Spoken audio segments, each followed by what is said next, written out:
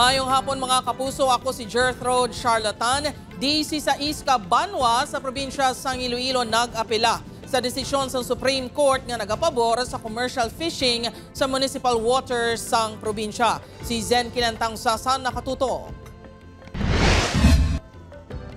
Nagapanguna nga pala nga buhian sa mga residente diri sa Barangay Poblacion South Oton ang pagpangisda. Kada adlaw nagapalawod ang mga ini agud may kuhaan sang income kag may sudan ang ila pamilya.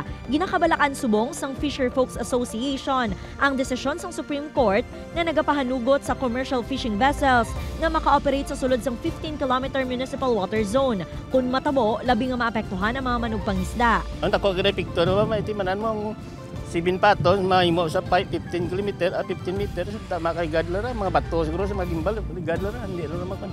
So mga gagmay ng isda, ubos ka na patay kung sugana. So kuwan ka halit gid. Isang banwa sang uton sa 16 ka coastal town sa probinsya nga nagapamatok sa desisyon sang First Division sang Supreme Court. Bangod sini nagfile sang Biyernes ang Iloilo Provincial Government sang motion for leave of court agud maka-intervene sa una nga motion for reconsideration sang Bureau of Fisheries and Aquatic Resources ukon BFAR. Tinutuyo sang petisyon nga i-review sang Supreme Court ang desisyon. Nanghingiyo kita sa Supreme Court no nga i-allow kita nga mag-intervene o kung magpahilabot sa ini nga kaso kag batonon sa Supreme Court ang aton nga supplement sa motion for reconsideration na gin-file ni BFAR.